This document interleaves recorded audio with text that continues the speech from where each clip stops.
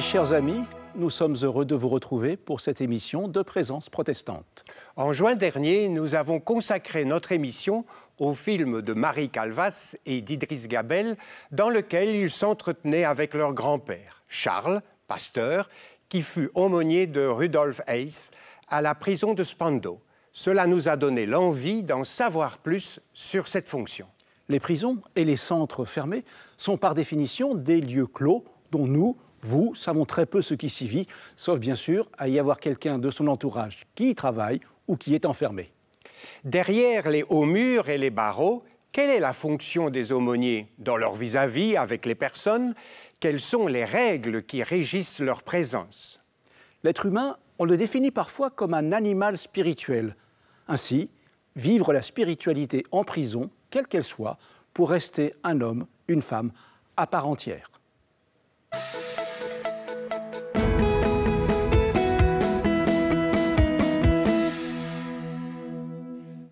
Alors, nous avons la joie aujourd'hui d'accueillir sur notre plateau Al Nesbitt, coordinateur de l'aumônerie des établissements fermés pour la grande famille protestante et évangélique, et sa collègue Isabelle de Tavernier, pasteur et membre de la commission de l'aumônerie des établissements fermés. Bonjour.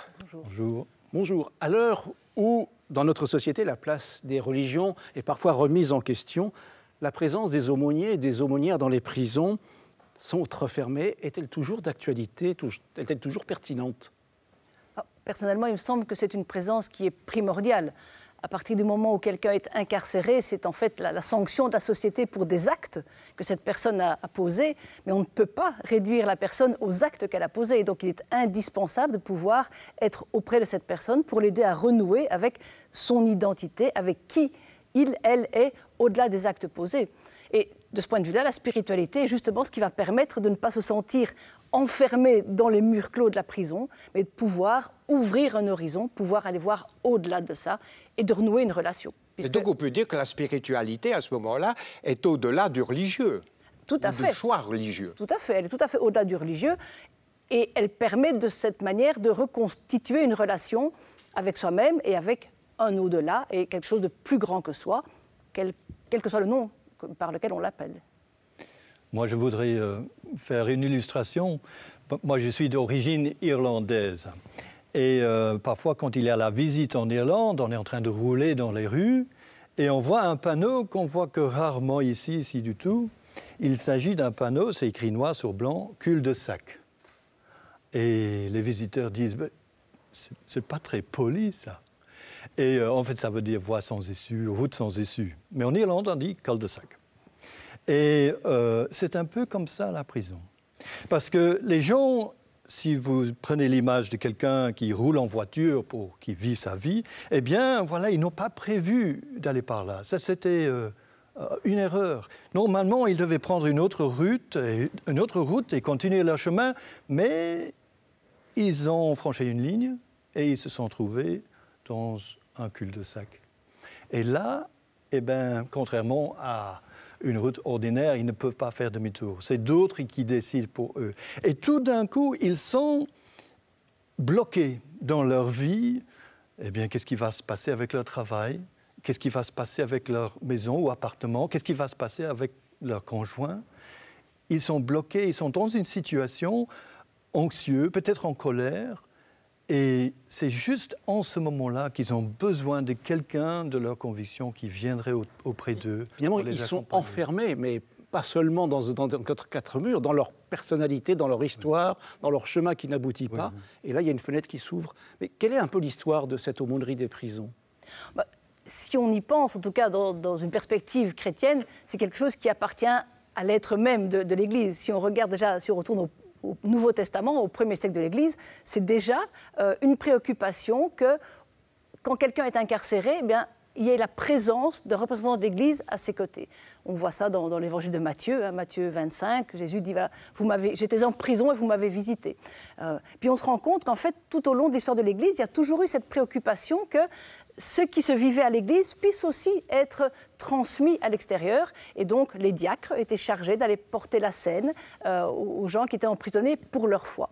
Puis après, même quand les personnes n'étaient plus incarcérées pour leur foi, on a continué à instituer cette présence de l'Église, image du Christ en fait, auprès des personnes dont l'horizon était bouché pour leur permettre justement de retrouver une perspective. Et les diacres réalisaient cela. Et aujourd'hui, on peut dire qu'il n'y a pas que l'Église qui s'occupe de cela, mais il y a aussi les autres religions bien présentes et aussi nos amis laïcs.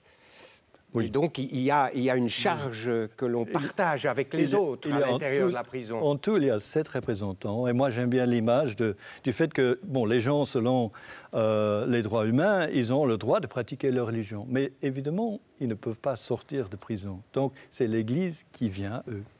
Voilà. Et c'est assez récent quand même que maintenant l'ensemble des cultes reconnus ait cet accès aux prisons. On a quand même des privilèges en tant que protestants catholiques et puis les conseillers laïcs. On était quasi les seuls autorisés jusqu'en 2005, je pense. Ce n'est que depuis 2005 que les autres cultes reconnus par l'État belge sont aussi autorisés à organiser cette présence et cet accompagnement philosophique et religieux. Alors, M. Nesbitt, quels sont les liens avec l'administration? Parce qu'on parle ici de l'aumônerie, on la situe dans son contexte de prison. Et qu'en est-il d'un point de vue administratif? Bien que le SPF Justice chapeaute le tout, et c'est normal, c'est le domaine des prisons, heureusement, nous avons une indépendance complète. Donc, on est neutre, on a même l'obligation de garder le secret professionnel. Et ça, c'est vraiment important parce que, voilà, c'est une relation de confiance, de confidentialité. Et le jour où les détenus savaient que nous pouvions raconter à n'importe qui ce qu'ils nous disent, eh bien, la relation serait brisée. Bien sûr. Donc, les autorités respectent ça. Nous sommes strictement neutres, nous ne racontons à personne ce qu'on nous raconte en confiance. D'accord. Et l'organisation avec les protestants, pour les protestants, est-elle spécifique? Est-ce qu'il y a une spécificité protestante? Tous les représentants organisent des visites en cellule, dans le cellulaire, ainsi que pour nous, c'est le culte hebdomadaire. Donc ça, c'est l'obligation. Mais c'est la même chose pour les autres aumôneries. Oui, c'est la même chose. Il y a peut-être... Donc, évidemment, au niveau de notre morale chrétienne, on a des spécificités. Et même au niveau du protestantisme, on a notre spécificité.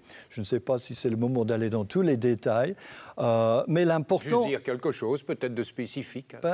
Notre but, voilà, on ne va pas aller directement là-dessus, mais notre but, c'est d'arriver au point où le détenu puisse dire, mais tiens, voilà, je reconnais ma responsabilité, je veux tourner la page, je veux recevoir le pardon et je veux partir à zéro. Donc ça, c'est notre but. Et en fait, c'est à partir du moment où un détenu me dit « mais finalement, monsieur l'aumônier ou Hal, je suis content qu'on m'a arrêté à ce moment-là, parce que sinon, j'aurais fait ça, et j'aurais fait ça. Et où est-ce que je serais aujourd'hui ?» Et par contre, je vais bientôt recommencer une nouvelle vie. C'est ça notre but. On vient de parler de l'administration. Nous avons voulu poser la question à un représentant de l'administration. Nous avons demandé à M. Vincent Sprong, directeur de la prison de Forêt, ce qu'il pensait de la place des aumôniers dans l'institution qu'il dirige. Il nous a répondu. Écoutons-le. Alors c'est une vieille fonction dans les prisons. Au XIXe siècle, il y avait 3 personnes qui incarnaient la prison. C'était le directeur, l'instituteur et l'aumônier. Donc il y a une place historique pour les aumôniers dans les prisons en Belgique en tous les cas. Et la liberté de culte a toujours été une des libertés les plus respectées en prison. S'il y avait une chose qui a toujours compté, c'était la liberté de culte. À l'époque, avant que la loi ne change, une des premières questions qu'on posait aux détenus, c'était « Quelle est votre religion ?» de manière à lui fournir l'assistance spirituelle à laquelle il avait droit. C'est une évidence. Et donc, les aumôniers ont une place un peu naturelle en prison.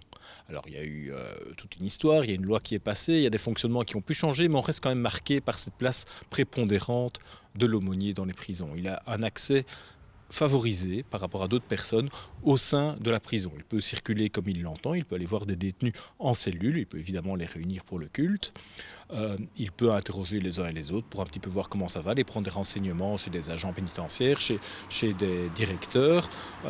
Il fait partie, et en plus statutairement depuis peu ça a été reconnu, il fait partie du personnel de la prison. Et en fait, une particularité que je trouve intéressante dans le boulot d'aumônier, c'est qu'ils ont une place qui n'est pas définie. C'est à eux de l'inventer. Ils sont au carrefour de la prison et c'est à eux de remplir au mieux ce rôle-là. Ils ont une mission confidentielle. Moi, je n'ai pas à savoir qui il va voir, comment il le fait. S'il y a des problèmes, je serai au courant, mais dans l'immense majorité des cas, il n'y a jamais de problème. C'est vraiment des choses... Les aumôniers connaissent leur boulot, connaissent les consignes de sécurité, connaissent le cadre réglementaire. Et donc, il n'y a quasiment jamais de problème. C'est vraiment les exceptions exceptionnelles, rarissimes. Et donc, en fait, je sais que le boulot peut être très différent en fonction de l'un ou en fonction de l'autre, mais je ne connais pas de manière précise quel aumônier fonctionne comment dans la prison. Bon. Maintenant, il y a un arrêté qui est passé relativement récemment, il y a 1 an, qui dit qu'ils doivent porter à ma connaissance des informations qui laissent entendre qu'un danger viendrait pour la prison. Alors, on peut par ailleurs s'interroger sur ce genre de statut qui met un peu à mal le secret professionnel absolu dont les aumôniers bénéficiaient avant, mais manifestement les dispositions ont été négociées avec les aumôniers, ils l'ont accepté. Moi je me pose des questions, mais ils l'ont accepté, donc tant mieux si ça fonctionne, mais ils n'ont aucun compte à me rendre. Je vous le disais au début, on a l'habitude, ils font partie de la maison, et donc il y a une relation collégiale qui s'installe assez facilement avec les aumôniers. Alors, hors temps de crise, où parfois ça peut être un peu compliqué, dans des grèves historiques, mais je ne parle pas d'ici de forêt, c'est vraiment pas ça, mais j'ai eu des témoignages d'autres prisons où ça peut un peu s'engueuler méchamment parfois, mais hors temps de crise, ils font partie de la maison, et c'est pas une question de reconnaissance, c'est une question de collégialité. On travaille ensemble, les objectifs sont un peu différents, mais il y a un objectif commun, c'est de faire en sorte que tout le monde traverse au mieux l'épreuve de la détention, l'épreuve de la prison, que ce soit pour le personnel et pour les détenus évidemment. Et donc là, il y a un chemin commun à parcourir et à inventer, chacun avec ses ressources, et c'est ce qui se passe au quotidien. Voilà, le métier, la vocation de l'aumônier, de l'aumônière, c'est une place à inventer en quelque sorte, pour que chacun passe ce temps d'incarcération le mieux possible. C'est une fameuse vocation, ça, non ? Oui, en fait, c'est très bien dit, j'aime bien ça, parce que je dis toujours aux nouveaux aumôniers, il va vous falloir 6 mois pour faire votre trou. Donc au début, un nouveau venu, les agents de surveillance, qui c'est celui-là, la direction, est-ce qu'ils savent faire confiance à cette personne-là? Donc c'est vrai que pendant un certain temps, chaque nouvel aumônier doit s'habituer, et on doit s'habituer à lui. Mais c'est vrai que ce n'est pas un métier, c'est pas quelque chose pour gagner de l'argent, ce n'est pas quelque chose où on compte ses heures. On y va, c'est pour l'humain, c'est pour les autres. En fait, une visite en prison, c'est pas moins de 30 minutes. Moins de 30 minutes, et ce n'est pas une visite. Ça, c'est juste bonjour, ça. Mais à partir de 30 minutes, c'est une visite. Parce qu'il faut créer une relation avec la personne. Mais oui, parce que tout est dans la confiance. Et à l'extérieur, les gens peuvent dire « Ah, écoutez, je n'ai pas le temps ». Mais à l'intérieur, ils ne peuvent pas dire ça. Parce que les prisonniers, eux, ils ont le temps, de toute façon. Ils ont le temps, et nous sommes bien accueillis, bien reçus. Avant de rentrer dans une cellule chaque fois, je dis « Est-ce que je peux rentrer chez vous ?» Est-ce que c'est un bon moment? Parce qu'un détenu peut avoir reçu de mauvaises nouvelles, comme tout le monde. Oui. Mais s'ils disent oui, eh bien, j'entre. Et c'est une demande de celui qui est incarcéré? Ah oui, ou de toujours à la demande de la personne. Donc, ce n'est pas nous qui nous imposons. Donc, quand vous arrivez dans une cellule, c'est que vous avez été appelé? C'est ça. C'est-à-dire, en entrant dans la prison, ils reçoivent une feuille, c'est un peu comme à l'école, et ils choisissent la religion ou les religions de leur choix. Ils peuvent tout choisir. C'est comme on peut choisir plusieurs religions si on veut rencontrer plusieurs aumôniers. Oui, plusieurs... Tout à fait. Normalement, ils choisissent une, et puis voilà, après ce moment-là, on leur rend visite. Et on parle de vocation, mais la formation, parce qu'on dit que ce n'est pas un métier, n'empêche qu'il faut être formé, ce n'est pas n'importe qui peut devenir aumônier de prison, il faut d'abord avoir une sensibilité pour ça, il faut avoir une capacité d'écoute, il faut avoir quand même aussi une bonne assise personnelle, il faut avoir une capacité à affronter. Il faut pouvoir entendre. Exactement, des choses qui garder. mais entendre des choses qui ne sont pas forcément faciles à entendre non plus. Donc c'est vrai qu'on demande des candidats aumôniers qu'ils aient une solidité intérieure, qu'ils aient quand même un bagage théologique aussi, parce que ça nous semble important. On ne vient pas pour faire de l'école du dimanche non plus auprès de ces personnes-là qui ont un parcours de vie extrêmement rude.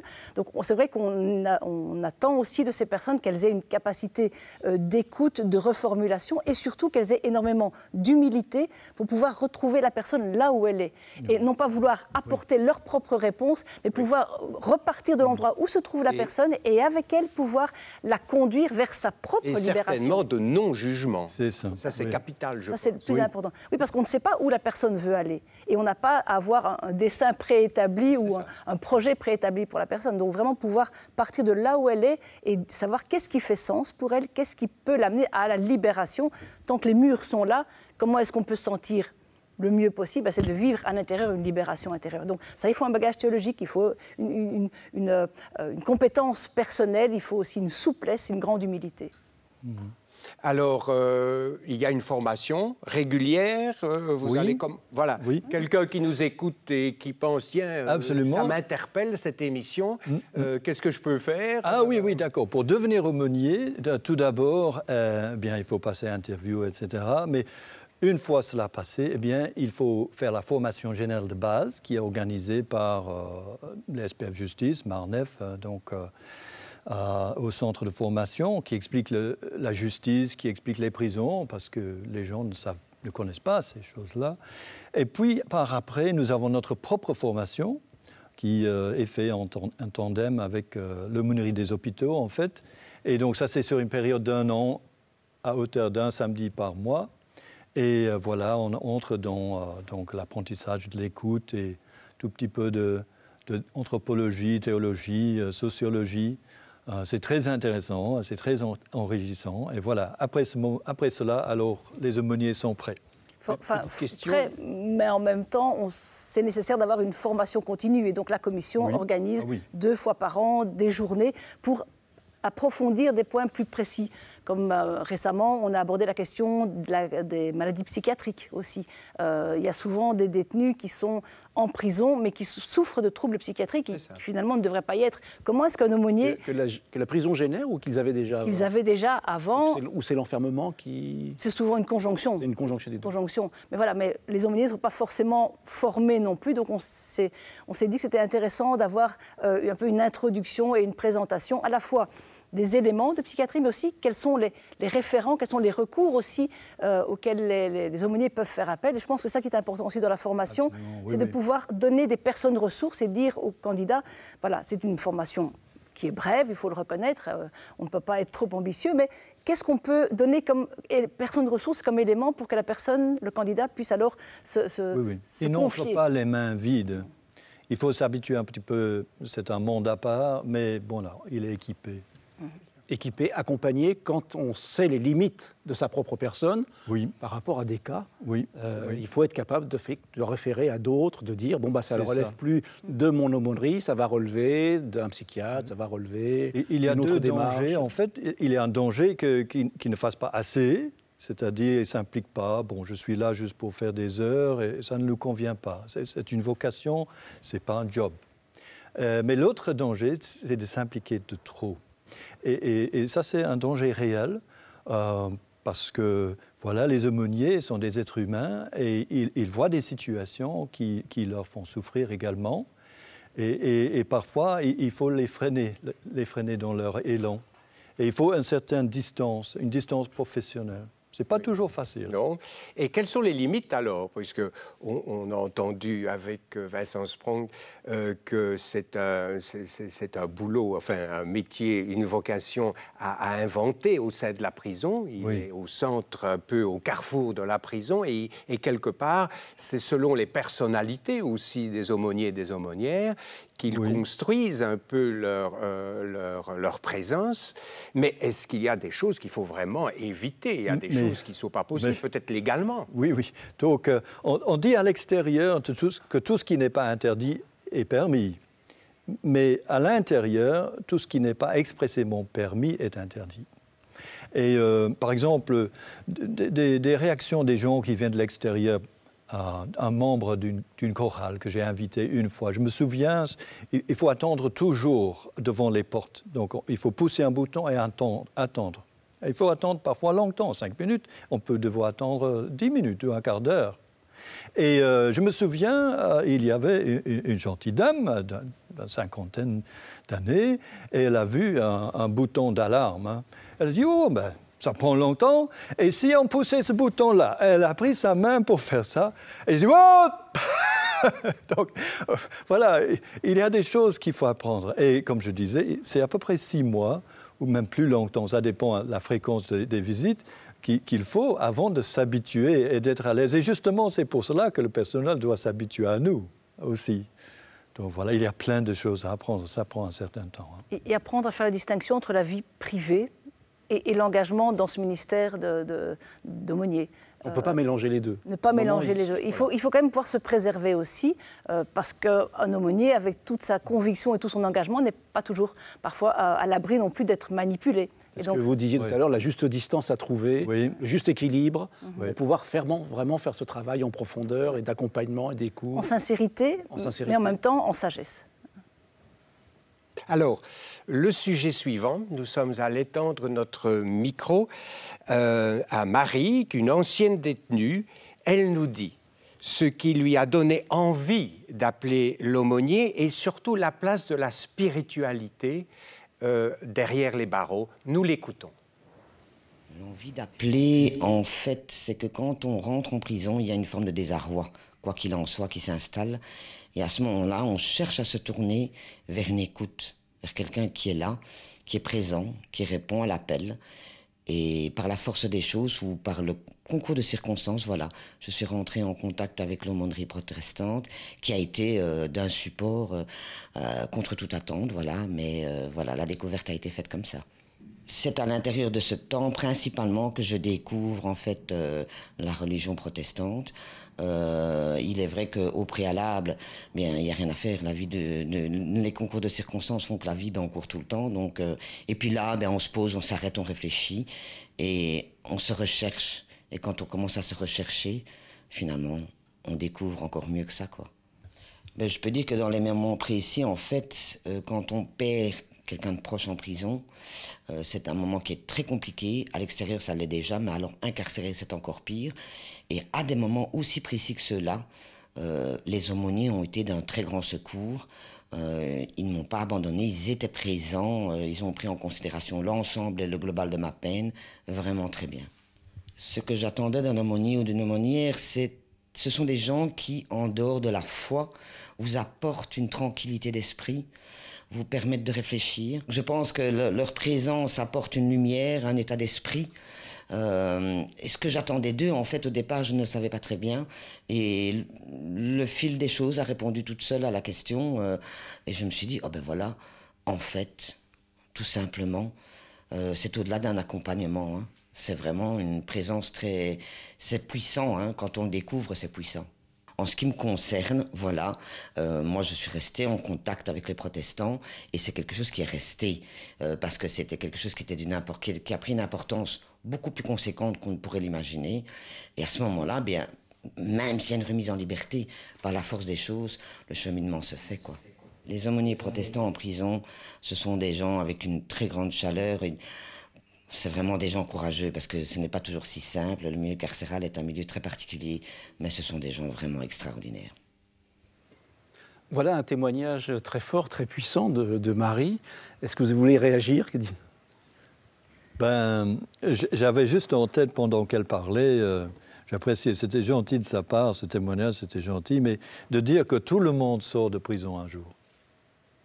Et donc, voilà. En quel état, dans quelle situation, dans quel état d'esprit est-ce qu'ils vont sortir? Et le temps que nous pouvons passer avec eux, justement, c'est un temps où ils peuvent rentrer en eux-mêmes et réfléchir sur leur situation. Pourquoi est-ce qu'ils ont pris ce faux tournant pour les amener dans ce cul-de-sac? Voilà, on peut les aider souvent, voilà, juste en parlant ensemble, il y a des choses qui se fassent. Et voilà, ils se rendent compte et ils se disent, mais tiens, voilà, maintenant, je veux partir du bon pied et c'est merveilleux. Et donc l'aumônier, c'est celui qui prépare aussi à la sortie. Oui, on accompagne. Et justement, bon, pour ceux qui ont été dans le cas ou accompagné des personnes qui sortaient de prison, c'est pas évident la sortie de prison. Ouais. La réinsertion sociale est vraiment plus qu'un parcours de combattant. Est-ce que l'aumônerie continue après? Comment c'est possible? Qu'est-ce qui est permis?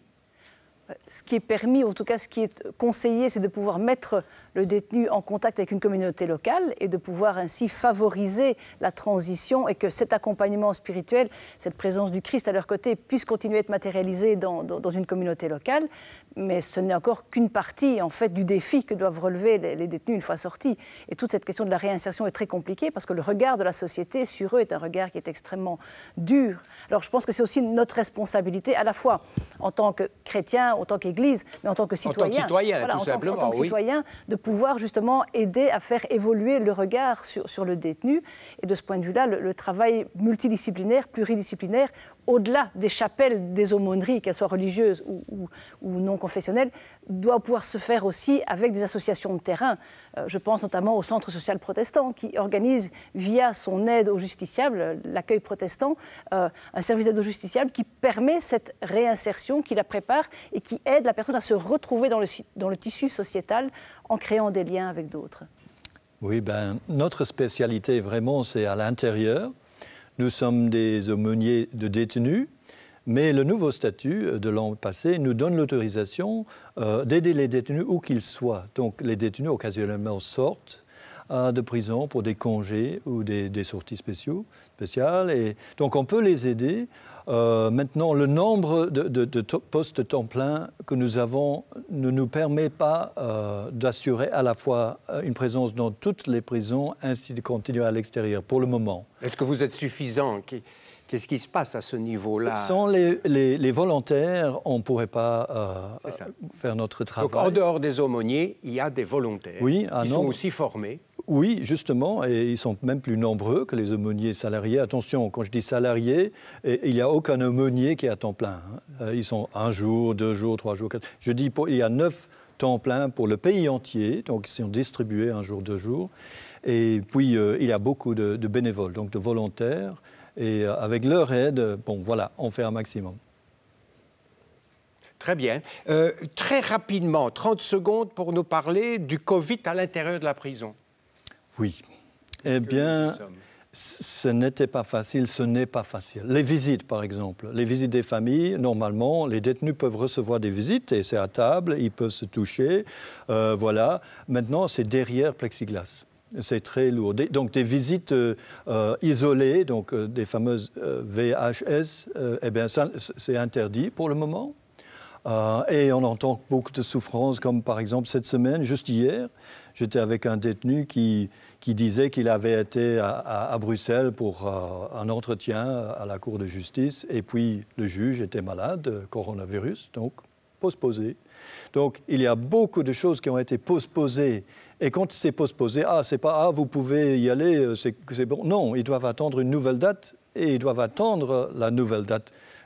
C'est pas facile. Merci. Beaucoup de souffrance donc, mais beaucoup d'espérance aussi à travers tous ces nouveaux regards qu'on peut avoir les uns sur les autres et notamment le travail de l'aumônerie. C'est ici que se termine notre émission de Présence protestante aujourd'hui. Nous mettons une adresse si vous voulez continuer la réflexion avec nous sur le sujet et nous vous donnons rendez-vous à une prochaine émission de Présence protestante. Au revoir. Au revoir. Merci. Au revoir. Merci.